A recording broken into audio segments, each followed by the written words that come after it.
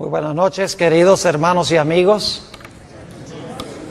Qué bueno ver a un grupo tan numeroso de personas aquí un miércoles en la noche para estudiar la palabra del Señor. Como se anunció, vamos a estudiar en nuestro tema de hoy algunos detalles sobre tal vez la profecía más difícil de la Sagrada Escritura, Daniel, el capítulo 11. Quiero decirles que una de las frustraciones que yo tengo es tratar de competir con la televisión. Saben que nos hemos vuelto muy superficiales en nuestra forma de pensar.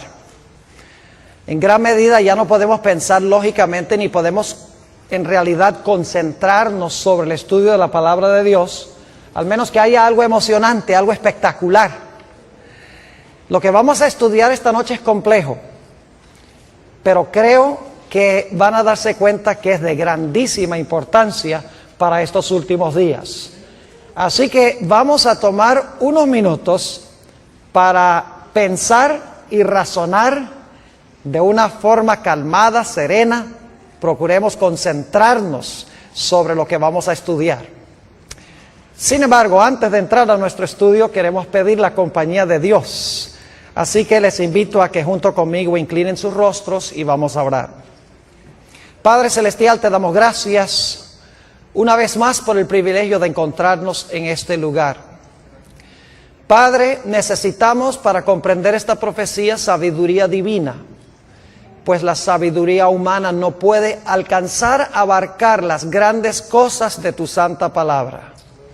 Así que pedimos que te manifiestes en este lugar por medio del ministerio de tu Espíritu Santo. Te damos gracias, Padre, por escuchar y responder nuestra oración, porque te lo pedimos en el nombre de Jesús. Amén. Al examinar los escritos del espíritu de profecía, es decir, los escritos de Ellen White, encontramos que ella solamente tiene 3 referencias al capítulo 11 de Daniel. Y ustedes se van a dar cuenta por qué estoy comenzando de esta forma mi presentación. Porque vamos a compaginar la escritura con estos comentarios del espíritu de profecía. Uno de esos comentarios que ella tiene sobre Daniel 11 es un comentario muy general. Un segundo comentario que ella tiene es un poquito más específico. Y el tercer comentario que ella tiene, y recuerden que ella escribió más de 100,000 páginas, y solamente hace 3 referencias primarias a Daniel capítulo 11. La tercera referencia es bien específica, y allí ella cita versículos del capítulo 11 de Daniel. En efecto, ella cita los versículos 30 hasta el versículo 36 del capítulo 11. Solo una vez en todos sus escritos ella cita algún versículo de Daniel 11. En una cita ella menciona o pone allí en esa cita los versículos 30 hasta el versículo 36. Vale decir que ella nunca menciona los versículos controversiales, que son los versículos 40 al 45. No solo ella no cita estos versículos, sino que no usa ni siquiera el lenguaje de estos versículos. Es decir, la terminología de estos versículos 40 al 45 del capítulo 11, ella no lo usa en ninguna parte de sus escritos. No solo no cita los versículos, sino que no usa la terminología ni el lenguaje. Y esto ha llevado a muchas personas a pensar que ella no tuvo nada que comentar sobre Daniel 11, 40 al 45. Yo quiero en esta noche disipar esa idea. Tuvo mucho que decir de Daniel 11. Aunque los versículos 40 al 45 nunca los cita, nunca usa la terminología del lenguaje, tiene mucho que decir en cuanto a estos versículos. Ahora, quisiera para comenzar leer estas 3 citas que encontramos en los escritos de esta comentarista bíblica. La primera cita se encuentra en Testimonios para los Ministros, un libro que ella escribió a los pastores, página 112. Y aquí, como menciono, es una referencia bien indirecta.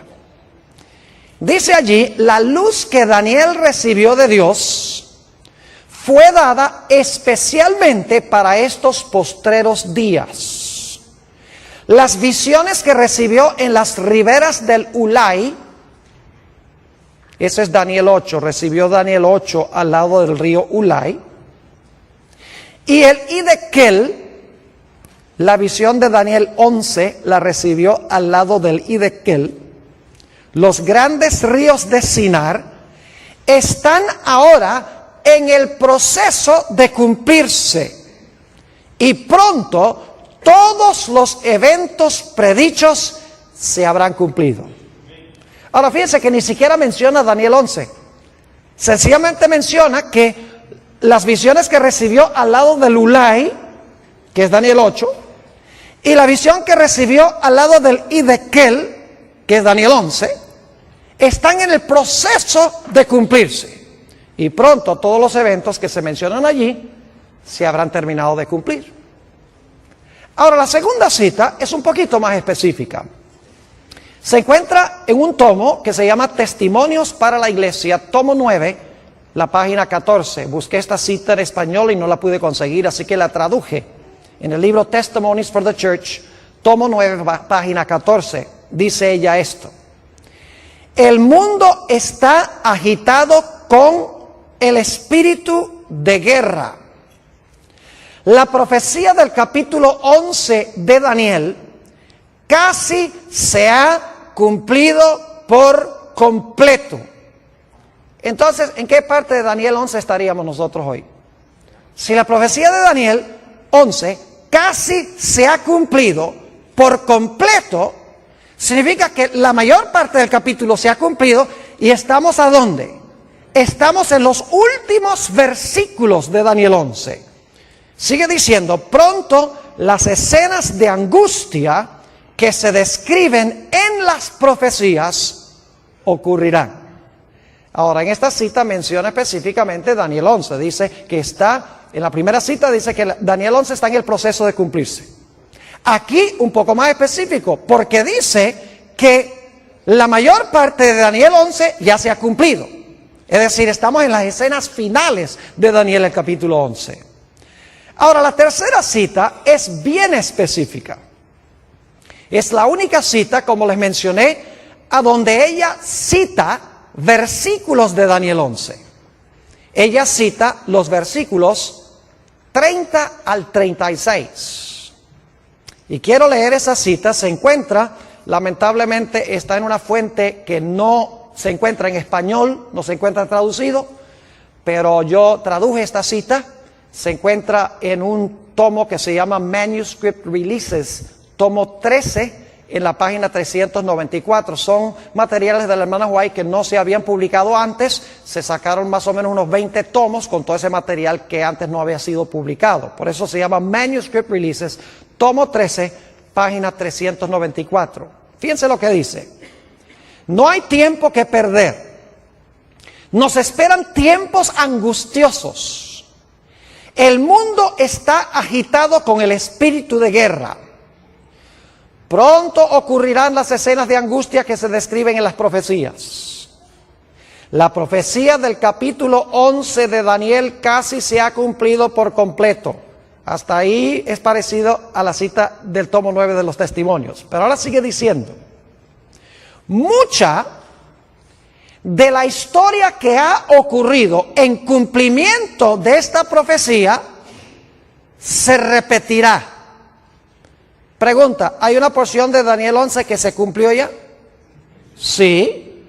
Dice, una vez más, mucha de la historia que ha ocurrido en cumplimiento de esta profecía, no dice que la profecía se va a volver a repetir, dice mucha de la historia que cumplió la profecía se va a repetir.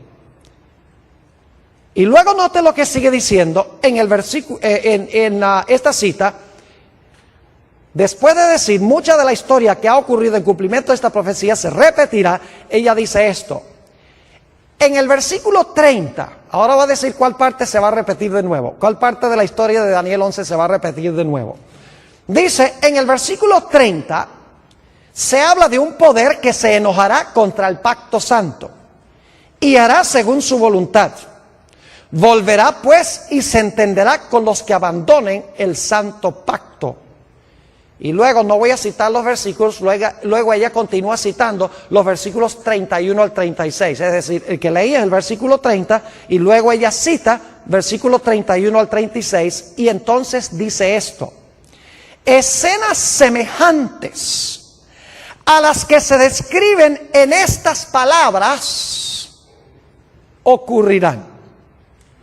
Yo pregunto entonces, ¿qué porción de Daniel 11, según esta autora, se va a repetir de nuevo? ¿O qué eventos históricos, en cuáles versículos se van a volver a repetir? Son los eventos que se describen ¿dónde? En los versículos 30 hasta el versículo ¿qué? Hasta el versículo 36. Y quiero recalcar nuevamente que ella no dice que la profecía se va a cumplir dos veces. Dice que mucha de la historia que se realizó en cumplimiento de esta profecía se va a repetir. No es la profecía, es la historia que cumplió la profecía la que se va a volver a repetir. Es decir, las escenas que describen los versículos 30 al 36 van a ocurrir de nuevo en la historia. Ahora, para entender lo que ella está tratando de decir, necesitamos regresar un momento para repasar la secuencia de reinos que encontramos en Daniel 7 y Daniel 8.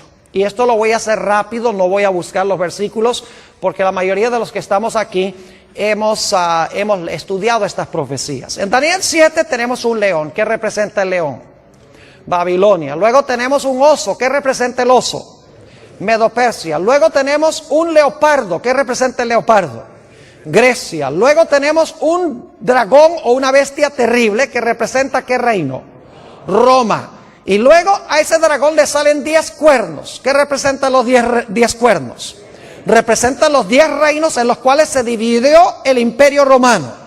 Y luego entonces sale un cuerno ¿qué? Un cuerno pequeño que gobierna ¿por cuánto tiempo? Por 1260 años. Ahora, ¿qué representan los 10 reinos? O los 10 cuernos, 10 reinos de Roma. ¿Y qué representa el cuerno pequeño?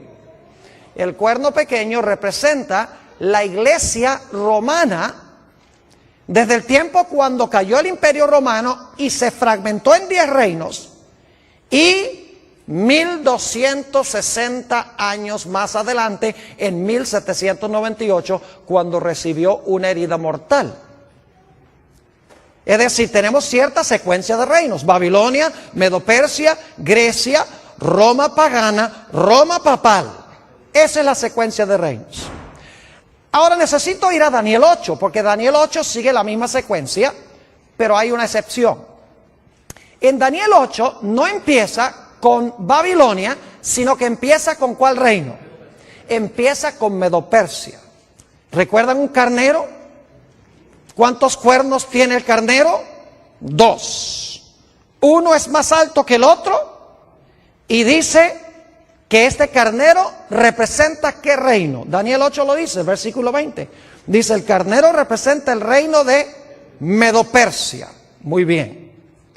Y luego después se levanta un macho cabrío que viene y ataca al carnero. ¿Y qué representa ese macho cabrío que tiene un cuerno notable entre sus ojos? Representa Grecia. ¿Y qué representa el cuerno notable? A su primer rey, Alejandro Magno. Y luego ese cuerno es quebrado, que significa que cae Alejandro Magno, y luego salen ¿cuántos cuernos? Salen cuatro cuernos. Y en medio de esos 4 cuernos sale un cuerno ¿qué? Un cuerno pequeño. Ahora, claramente en Daniel 8 dice que el carnero representa a Medo-Persia. No cabe duda que el macho cabrío representa a Grecia. Su primer rey es Alejandro Magno. Los 4 cuernos que salen cuando ese cuerno grande es quebrado representan los 4 reinos en que se fragmentó el reino griego. Y luego entonces encontramos el cuerno pequeño, que si ustedes estudian con cuidado Daniel 8, van a encontrar que el cuerno pequeño tiene dos etapas. En primer lugar, el cuerno pequeño se extiende horizontalmente, porque conquista al norte, a la tierra deseable y al sur. Es decir, se extiende geográficamente. Pero luego dice que ese cuerno pequeño se mete con el reino de Dios y pisotea el santuario de Dios. Es decir, al principio es un cuerno político, pero luego se convierte en un poder religioso. Dos Romas. Roma política y Roma ¿qué? Y Roma religiosa. Es decir, tenemos la misma secuencia. Tenemos, en Daniel 7 empieza con Babilonia, ya. Daniel 8 empieza con Medo-Persia. Medo-Persia, Grecia, Roma política, luego Roma papal o Roma religiosa. Ahora, con este trasfondo podemos entender un poco mejor la secuencia de Daniel 11. Vayan conmigo a Daniel 11 y vamos a leer empezando en el versículo 2. Lógicamente no podemos estudiar todos los detalles de este capítulo porque nos tomaría demasiado tiempo. Lo que quiero es que vean la secuencia de reinos. Daniel 11 y el versículo 2. Fíjense con qué reino comienza Daniel 11.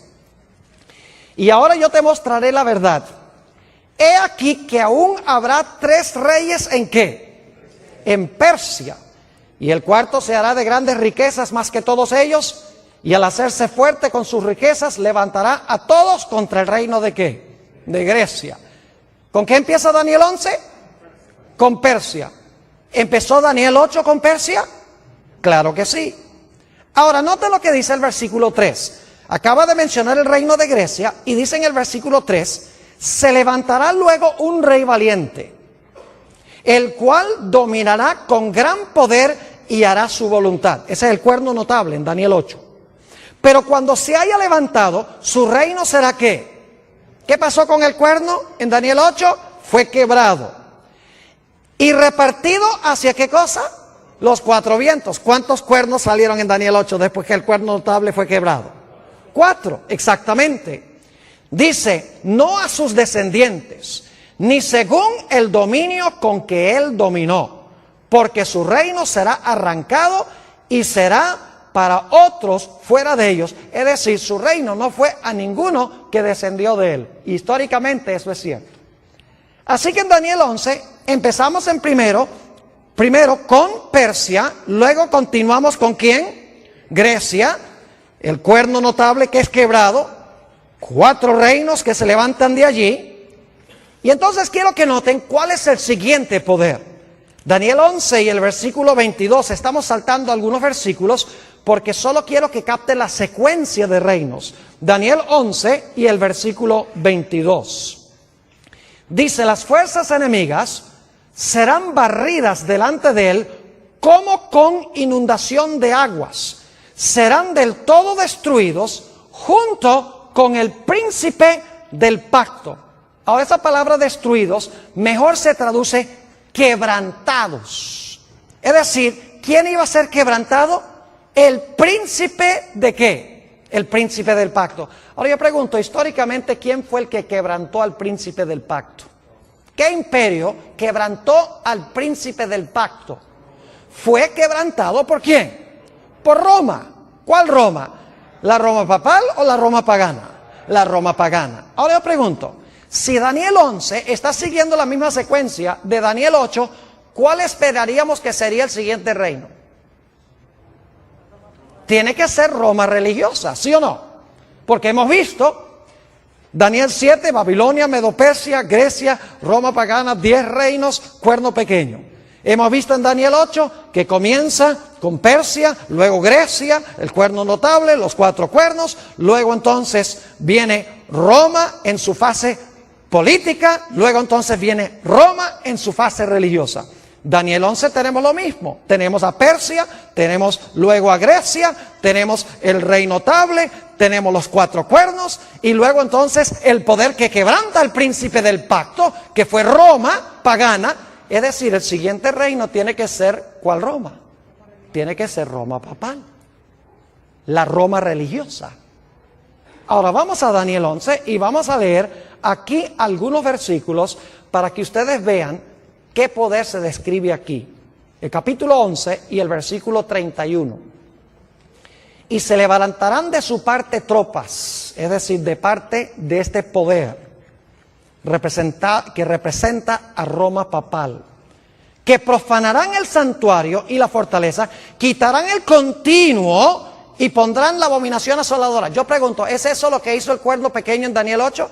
Pisoteó el santuario, quitó el continuo, puso la abominación asoladora. Léanlo en Daniel 8. Fue lo que el cuerno pequeño hizo en su fase religiosa. Es decir, esto es paralelo al periodo del cuerno pequeño en su fase religiosa. Versículo 32. Lástima, no tenemos tiempo de estudiar todo esto, porque cada detalle vale la pena estudiarlo. Dice, con lisonjas seducirá a los violadores del pacto, mas el pueblo que conoce a su Dios se esforzará y actuará. ¿Habrá un remanente fiel? Claro que sí. Versículo 33. Y los sabios del pueblo instruirán a muchos, y por algunos días caerán. ¿Quiénes van a caer? Los sabios del pueblo, ¿verdad? ¿Y cómo van a caer? Dice, a espada, a fuego, en cautividad y en despojo. 4 métodos en que iban a caer los fieles de Dios. Y saben que si ustedes miran la Edad Media, van a encontrar que estos 4 métodos eran los que eran usados por la iglesia, empleando al Estado para perseguir a los que no estaban de acuerdo con las enseñanzas de la iglesia nominal de aquella época. ¿Han oído de que los mártires eran puestos en una estaca y quemados en la hoguera? ¿Han oído de que eran encarcelados, iban en cautividad? Y los valdenses, por ejemplo, dice la historia que los despojaron de sus propiedades, les quitaron sus propiedades. Es exactamente lo que se describe aquí. Versículo 34. Y en su caída serán ayudados de pequeño socorro, y muchos se juntarán a ellos con lisonjas. También algunos de los sabios caerán para ser depurados y limpiados y emblanquecidos hasta el tiempo determinado, porque aún para esto hay plazo. Y ahora viene el versículo 36, que es vital. Habla del apogeo de este poder. Dice, el rey hará su voluntad y se ensoberbecerá y se engrandecerá sobre todo Dios, y contra el Dios de los dioses hablará maravillas y prosperará. Yo pregunto, ¿el cuerno pequeño habló grandes palabras contra Dios? ¿El cuerno pequeño persiguió a los santos de Dios? ¿Sí o no? ¿Y prosperó, según Daniel 7 y 8? Claro que sí, es el mismo poder aquí. Dice, hablará maravillas y prosperará hasta que sea consumada la ira, porque lo determinado se cumplirá. Del Dios de sus padres, es decir, los padres son los apóstoles, los fundadores de la iglesia. Del Dios de sus padres no hará caso, ni del amor de las mujeres, ni respetará a Dios alguno, porque sobre todo se engrandecerá. Es decir, se va a proclamar Dios en la tierra, este personaje. Versículo 38. Mas honrará en su lugar al Dios de las fortalezas, Dios que sus padres no conocieron, es decir, el Dios de la fuerza, el Dios del Estado, usando el poder civil. Lo honrará con oro y plata, con piedras preciosas y con cosas de gran precio. En la misma descripción del traje de la grande ramera de Apocalipsis, el capítulo 17. Versículo 39, con un Dios ajeno se hará de las fortalezas más inexpugnables, y colmará de honores a los que le reconozcan, y por precio repartirá la tierra. Todo este pasaje, los versículos 30 al 39, están describiendo el período del cuerno pequeño de Daniel 7 y el cuerno pequeño de Daniel 8 en su fase religiosa, el período de los 1260 años de supremacía de la iglesia romana. Ahora, ¿está clara la secuencia? ¿Entiende la secuencia? Persia, Grecia, Roma en su fase pagana, luego Roma en su fase ¿qué? En su fase papal. Pero yo pregunto, según las profecías, ¿cuántas etapas de dominio tiene el cuerno pequeño o la bestia, o en este caso el rey del norte? ¿Cuántas etapas de dominio tiene? A ver, díganme ustedes. Tiene dos. ¿Cuál es la primera? ¿Gobernó por cuánto tiempo? 1260 años. ¿Verdad que sí? Ahora, cuando cayó, después de los 1260 años, en 1798, terminado, ya no se levanta más nunca. ¿O se va a volver a levantar? ¡Oh, se va a volver a levantar! Porque Apocalipsis 13 dice que la bestia que gobernó 42 meses, que es lo mismo que los 1260 días, iba a recibir una herida, ¿qué? Mortal. Y por un tiempo iba a estar fuera de comisión. Y luego su herida de muerte se iba a ¿qué? Sanar, y nuevamente iba a gobernar ¿qué cosa? El mundo. Ahora podemos entender por qué Ellen G. White dijo que escenas semejantes a las del pasado se iban a repetir. ¿Me están entendiendo lo que estoy diciendo? Porque el mismo poder que dominó en el pasado, que recibió una herida mortal, que ha estado herido a este sistema, porque no puede usar el poder civil como lo hacía en la Edad Media, ese poder se le va a sanar la herida y luego va a repetir lo que hacía ¿cuándo? Lo que hacía durante los 1260 años. Por eso es que la autora que leímos dice, nuevamente, leo esta cita, dice, escenas semejantes a las que se describen en este versículo o en estas palabras ocurrirán de nuevo. Y luego entonces llegamos al versículo 40. Ahora yo quiero decirles cómo se relaciona el versículo 40 con los versículos 31 al 39. En el versículo 40 habla del rey del sur que se acornea contra el rey del norte. Es decir, el rey del sur ataca al rey del norte en el tiempo del fin. Pero luego dice que el rey del norte levanta contra el rey del sur, ¿qué cosa? Tempestad. Y se lanza contra él. Y si siguen leyendo hasta el versículo 45, se van a dar cuenta que el rey del norte, que dominó durante los 1260 años, versículo 31 al 39, y que recibió una herida mortal por parte del rey del sur en 1798, cuando el rey del sur se acorneó contra él, ese poder dice que va a conquistar al rey del sur y nuevamente va a llegar a tener un dominio mundial, un dominio global. Ahora, es interesante, como les mencioné, notar que Ellen G. White no cita ni un solo versículo de los versículos 40 al 45. O sea, cita hasta el versículo 36, nos ubica. Dice, este es el periodo cuando este poder ejerció su dominio. Pero en cuanto al tiempo cuando se le sana la herida, por lo menos no usa el lenguaje de Daniel 11 y empezando en el versículo 40. Y la gente dice, por lo tanto ella no tuvo nada que decir en cuanto a estos versículos. Ahora, yo quiero decirles que ella tuvo mucho que decir en cuanto a estos versículos. Y se lo voy a demostrar, pero la forma en que lo vamos a hacer es, en vez de estudiar desde el versículo 40 hasta el versículo 45, lo que vamos a hacer es empezar en Daniel 12 y el versículo 2 y trabajar hacia atrás. En vez de ir hacia adelante del 40 a Daniel 12.2, vamos a empezar en Daniel 12.2 y vamos a trabajar deductivamente, vamos a regresar hacia el versículo 40. ¿Entiende lo que vamos a hacer? Ahora, ustedes dicen, ¿por qué va a hacer esto, Pastor Bor? Le voy a explicar.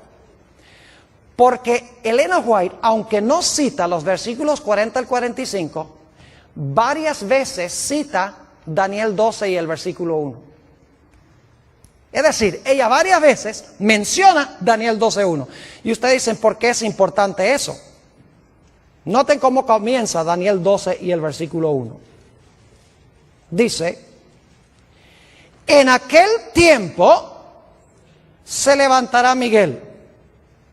La pregunta es, ¿en cuál tiempo se levantará Miguel?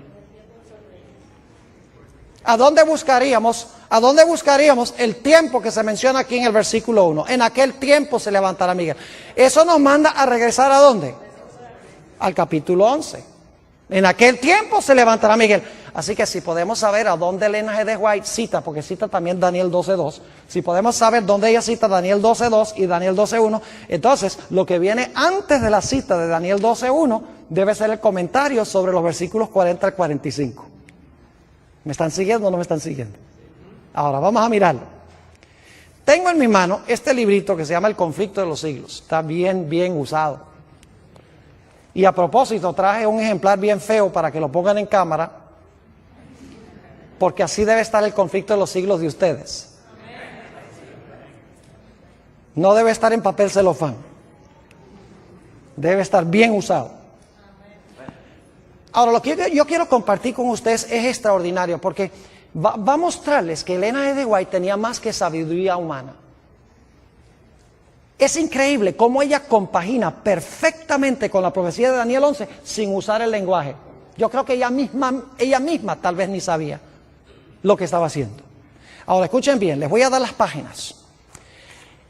En la página 695, y no voy a leer todas las citas, pero en la página 695 del conflicto de los siglos, ella cita Daniel 12 y el versículo 2. Ahora, ¿qué es lo que dice Daniel 12 y el versículo 2? Dice: y muchos de los que duermen en el polvo de la tierra serán despertados, unos para vida eterna y otros para vergüenza y confusión perpetua. En la página 695 del conflicto de los siglos, ella cita ese versículo. Ahora queremos trabajar un poquito más hacia atrás.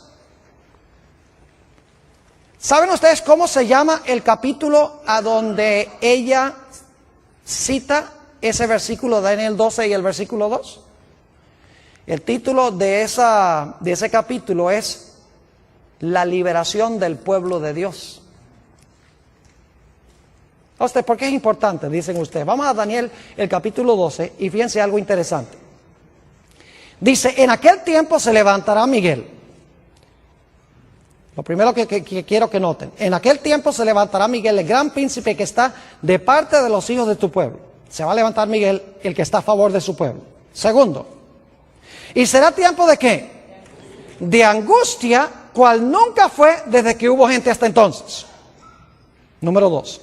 Número 3, pero en aquel tiempo de angustia, tu pueblo será ¿qué? Libertado. Todos los que se hallaran escritos en el libro. Y luego número 4, dice: muchos de los que duermen en el polvo de la tierra serán despertados. 4 cosas. Se levanta Miguel, viene un tiempo de angustia, es libertado el pueblo de Dios, ¿y qué? Y viene la resurrección especial. Ahora estamos trabajando no hacia adelante, sino hacia atrás. Vimos en la 695 que cita Daniel 12:2.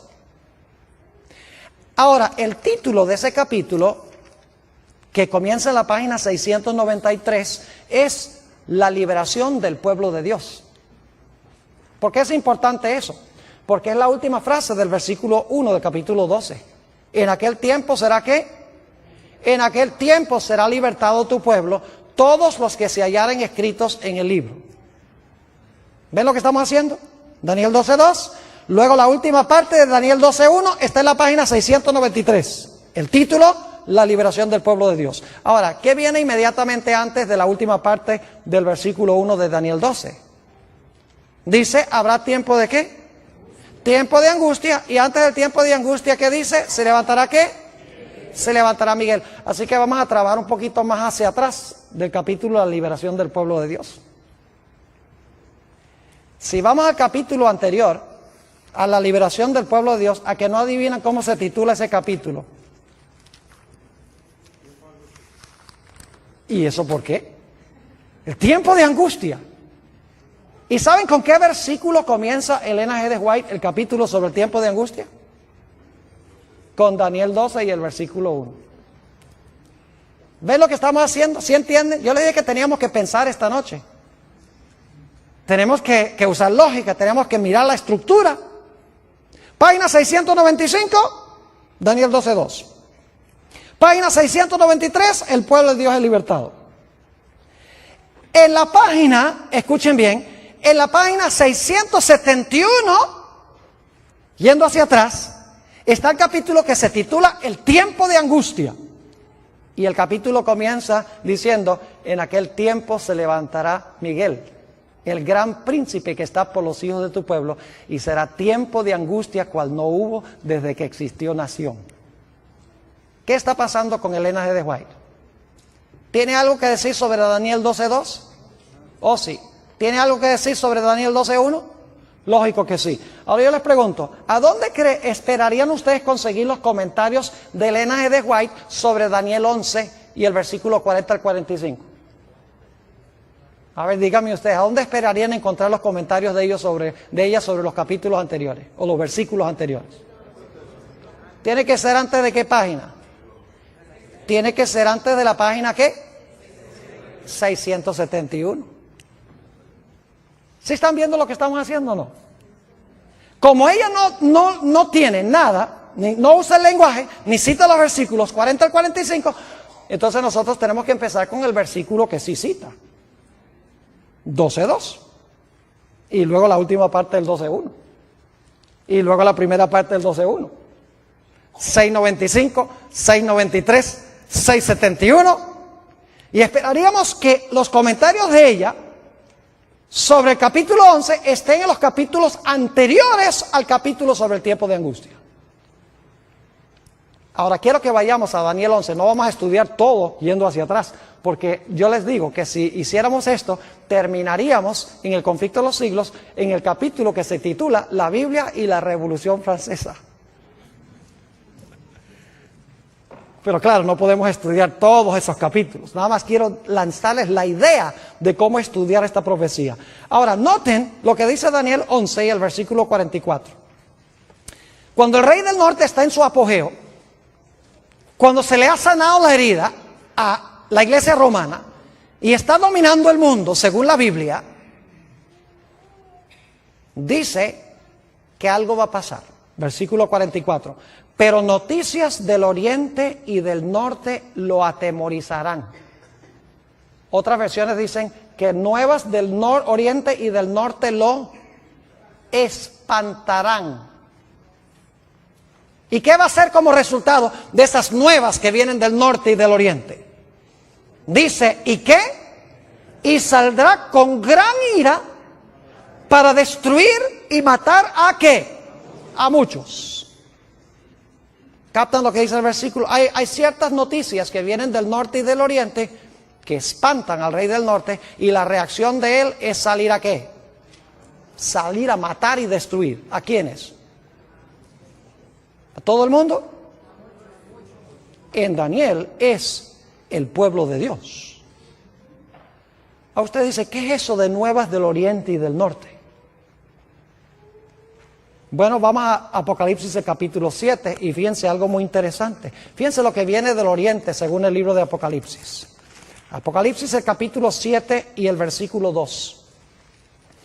Vi también otro ángel que subía de donde sale el sol. ¿Qué punto del compás es ese? Del oriente, muy bien. Y tenía ¿qué cosa? El sello del Dios vivo. Y clamó a gran voz a los 4 ángeles a quienes se les había dado poder de hacer daño a la tierra y al mar, diciendo, no hagáis daño a la tierra ni al mar ni a los árboles hasta que hayamos sellado en sus frentes a los siervos de nuestro Dios. ¿Qué es lo que viene del oriente aquí? El ángel que trae ¿qué? El sello de Dios. Es decir, es el mensaje del sellamiento. ¿Y qué es el sello de Dios? El sello de Dios, no lo hemos estudiado esta semana, pero el sello de Dios es el sábado. El sello en la ley de Dios es el santo sábado. Ahí se encuentra el nombre de Dios, su territorio y el oficio. El único mandamiento que tiene las características de un sello. Es decir, este mensaje que viene del oriente es el mensaje del ¿qué? Del sellamiento. Bueno, ¿y las noticias que vienen del norte qué?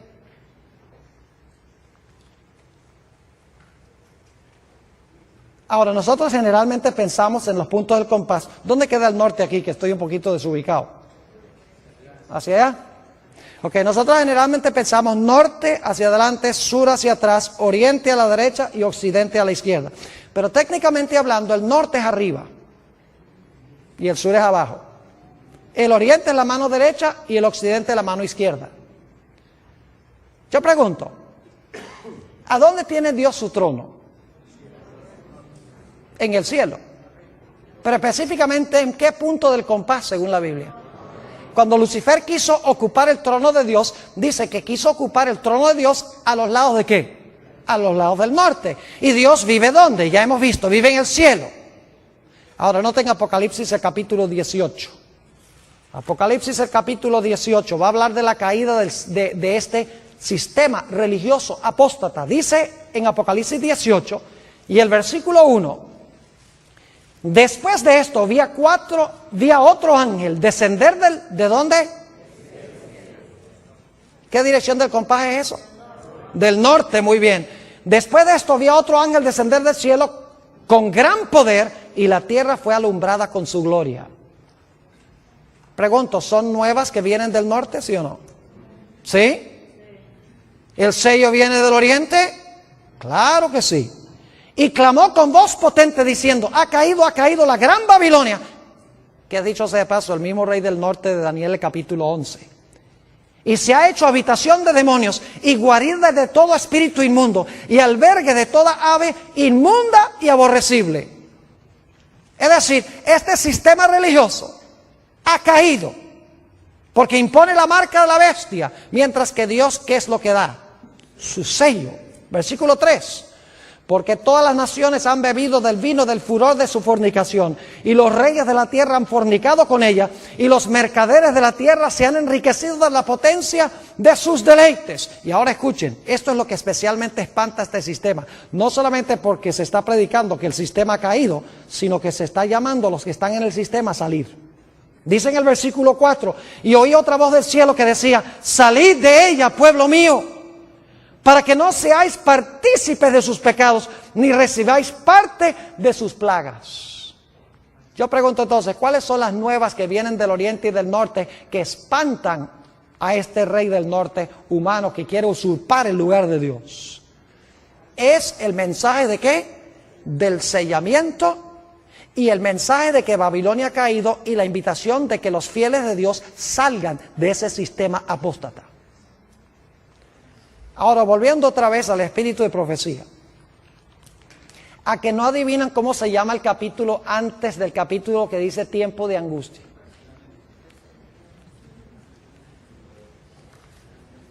¿Sabe cómo se titula? El mensaje final de Dios. ¿Y saben con qué pasaje comienza Elena G. de White ese capítulo? En la página 661. Después de esto vi a otro ángel descender del cielo con gran poder, y la tierra fue alumbrada con su gloria. Cita Apocalipsis 18 y el versículo 1 al 4. ¿Y saben qué más dice en ese capítulo? Dice en primer lugar que los poderes del mundo unidos, el protestantismo apóstata, con la iglesia romana y con los reyes de la tierra, están imponiendo por ley la observancia del primer día de la semana. Mientras que el pueblo de Dios, dice allí, con rostros iluminados, está yendo y proclamando que Babilonia ha caído y que la gente debe recibir el sello de Dios, debe guardar el sábado como señal de su lealtad a Dios. Y dice ella allí que como resultado del mensaje que proclama el pueblo de Dios, para usar una buena expresión puertorriqueña, los poderes religiosos del mundo se van a enfogonar contra el pueblo de Dios. Yo pregunto, ¿es lo mismo que encontramos en el versículo 44? Claro que sí. Solo que ella no está usando el lenguaje, pero sí está describiendo los eventos sin usar el lenguaje. En un momento le voy a explicar por qué no usó los versículos ni usó la terminología. Hay una razón especial por la cual no lo hizo. ¿Están entendiendo lo que estamos haciendo? Página 695, Daniel 12:2. Página 693, la última frase de Daniel 12:1. Tu pueblo será libertado. Página 671, se levantará Miguel y habrá tiempo de angustia.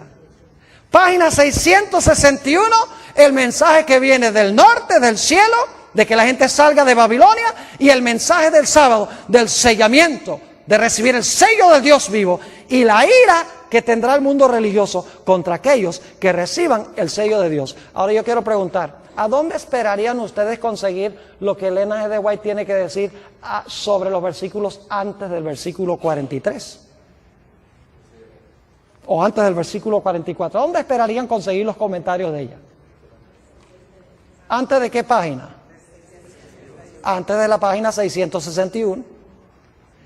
Y si tuviese tiempo, que no lo tengo, iríamos hacia atrás en el conflicto de los siglos y veríamos que Elena G. de White, en su orden cronológico exacto, describe los eventos que se encuentran en los versículos 40, 41, 42 y 43. La única razón por la cual nosotros nos hemos movido de adelante hacia atrás es porque no podemos empezar en el versículo 40 porque Elena G. de White no tiene referencia a ese versículo.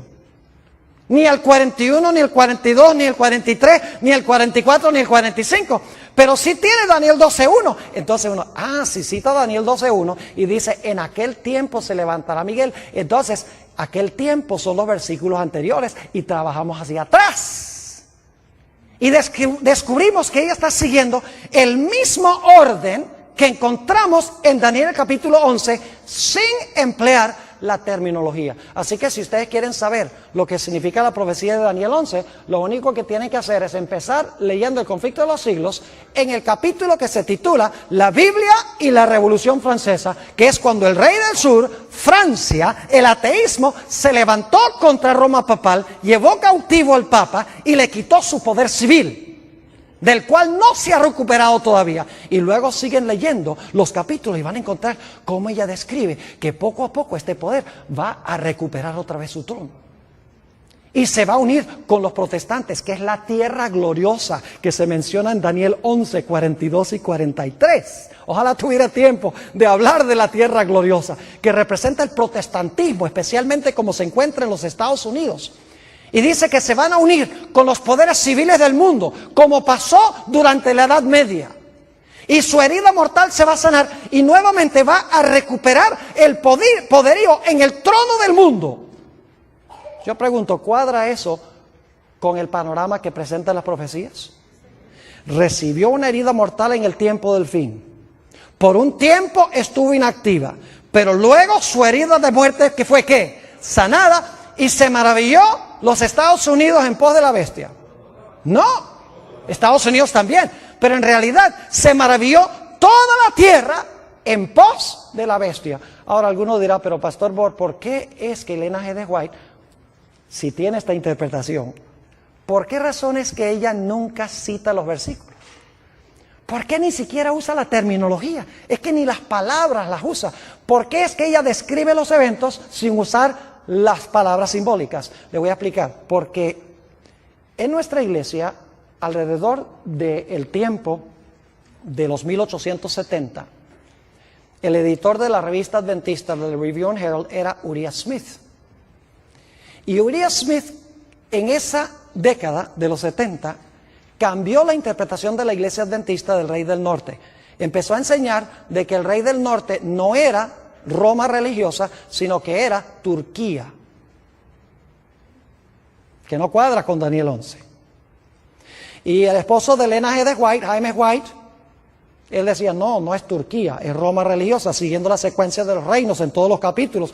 Queda claro de que el rey del norte es el mismo cuerno pequeño, es Roma papal. Y Jaime White y Uriah Smith se pusieron a pelear y estaban dividiendo la iglesia. Ahora, la hermana White sabía que esa profecía no era verdad presente para esa época, porque estaba lejos de los eventos que estamos viendo cumplirse en el mundo hoy. Esta profecía sí es verdad presente para ahora, pero en esa época no. En esa época, hace 120 años, hace 130 años, en realidad no era vital definir en ese momento quién era el rey del norte y dividir a la iglesia. Así que Elena G. de White dijo, voy a ser sabia. En vez de tomar la parte de mi esposo y que todo el mundo diga, claro, es el esposo.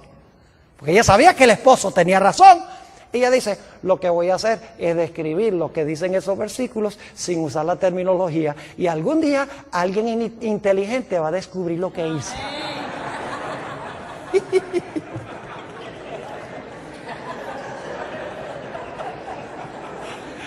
Y quiero decirles, yo no soy el único que lo he descubierto. Pero mis hermanos y hermanas, estas no son cosas que nosotros podemos descubrir nada más leyendo someramente la Escritura. Por eso les digo, la televisión ha arruinado en gran medida nuestra capacidad de pensar, nuestra capacidad de razonar, de pensar estructuralmente. Ya no lo hacemos, porque todo lo queremos digerido. Queremos ahí sentarnos a ver la telenovela, todo está ahí superficial. Y hemos dejado de razonar, de pensar, de luchar con los grandes problemas que presentan las profecías y las Escrituras. Yo pienso que puedo regañarlos porque esta noche es mi última noche. Ahora escuchen bien. Algunas personas preguntan, Pastor Borg, ¿por qué Ellen G. White no menciona a Islam en las profecías? Porque hoy en día hay algunos en la iglesia adventista que están encontrando a Islam. Inclusive hay un teólogo famoso de la iglesia adventista que está diciendo que el cuerno pequeño es Islam. Y bien famoso, no voy a mencionar su nombre porque esto va a salir al aire. Pero está diciendo que el cuerno pequeño es Islam. Porque como los musulmanes están en las profecías, están en la historia ahora, en las noticias, tiene que estar en la Biblia. Lo mismo hizo Uriah Smith en la década de los 1870, como Turquía estaba en las noticias, dice, hay que conseguir a Turquía. ¿Cuántas veces menciona Ellen G. White a los musulmanes como cumplimiento profético en la última mitad del conflicto de los siglos? Ni una sola vez. Ahora, yo creo que lo que está pasando con los musulmanes puede precipitar el cumplimiento de profecías bíblicas, pero no es el cumplimiento de una profecía bíblica. ¿Me estoy explicando? Es decir, puede ser funcional en llevar a cumplir profecías bíblicas, pero no es el cumplimiento de una profecía bíblica. Yo les voy a decir, hay 3 razones por las cuales yo creo que se ha levantado Islam para cumplir profecías bíblicas. Número 1, porque Satanás quiere poco a poco que la gente pierda sus libertades en este país. Porque él sabe que no puede quitar la libertad de la noche a la mañana. Y no voy a describir cómo poco a poco hemos ido perdiendo nuestras libertades. No radicalmente, pero poco a poco. Y va a ser muy fácil algún día usar todas estas, la ley patriota y todas estas cosas, como una excusa para que nosotros seamos echados en la cárcel y no podamos tener un abogado, ni nos digan de qué nos están acusando. Y para que puedan escuchar nuestras conversaciones telefónicas. ¿Me estoy explicando? Primera razón, para perder las libertades poco a poco. Segundo, para traer a los Estados Unidos a la prominencia a nivel global. Porque eso es lo que Apocalipsis 13 dice que tiene que pasar. Los Estados Unidos tiene que, como decimos en inglés, flex its muscles. Porque es el país, es el poder prominente en Apocalipsis 13, unido con Roma papal. Y en tercer lugar, fíjense qué sabio es el diablo. El diablo yo creo se va a morir por trasnochado. Por estudiar las Sagradas Escrituras. Porque él estudia las profecías para ver cómo contrarrestar las profecías como las presenta Dios en la Biblia. ¿Saben ustedes que hoy en día la mayoría de las iglesias están mirando al Medio Oriente para el cumplimiento de las profecías? Irak, Afganistán, los palestinos, Israel, que se va a reconstruir el templo. Y todos están mirando allá. Y mientras tanto las profecías se están cumpliendo con Roma y con los Estados Unidos y nadie lo ve porque la gente está mirando a donde no es. Así que Islam es funcional en el cumplimiento de las profecías bíblicas. No cabe duda, pero no es el cumplimiento específico de alguna profecía bíblica. ¿Les ha quedado claro lo que estudiamos esta noche? Es sencillo, no es complicado. Mis hermanos y hermanas, apreciadas visitas, necesitamos, por el poder de Dios, sentarnos a estudiar las Escrituras profundamente con oración. No conformarnos con lo superficial. No venimos a la iglesia a que nos entretengan o a gozar. Hoy en día esa es la moda en la iglesia. Ay, que me den mucha música y muchos adornos y muchas cosas. Creo en la música, gloria a Dios, es un apoyo. Pero nunca sustituyamos los adornos por el mensaje. Estamos viviendo en tiempos tremendos. Y ojalá que Dios nos ayude a entender estas profecías y que estemos en el lado correcto en el gran conflicto.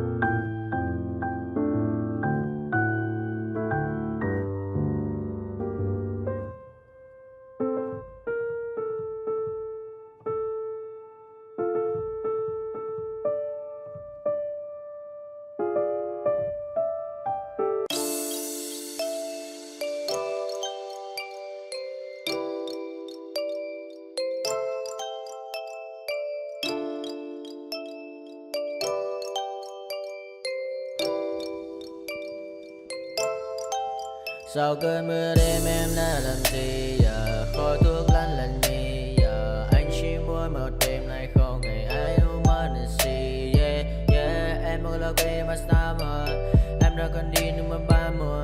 Anh không thể giữ em được bên mình. Bao nhiêu ngày gió đã ghen tình. Bao nhiêu người mấy em đã quên rồi. Vẫn là con mãi nằm bên tôi. Giờ chỉ con mãi nằm mong trôi. Yeah, anh chẳng thể giữ được cho em nhiều điều. Mấy con mất điều em mới không muốn yeah. Em mới không muốn yeah. Em nhớ muốn bên anh như khi em muốn mơ bên anh. Em nhớ muốn say yeah. Để mơ mà em cần anh yeah. Bao năm mê mơ chỉ cần ai xa đến anh ai. Em không muốn mai chỉ cần ai. Bao năm mà sau và em muốn đêm nay em đã trôi. Đã bên qua cảm xúc như cơn mưa kia đang đến tôi. Đã mệt mà đi mà đôi má em thật u sầu. Mà đi mà đôi má em thật màu nâu. Và anh muốn ôm em thật chặt vào. Trong khu phố anh ôm lấy một tay em không thể thắng dần. Như cơn mưa anh không ngần lại yeah. Em đã đi xa đi mất yeah.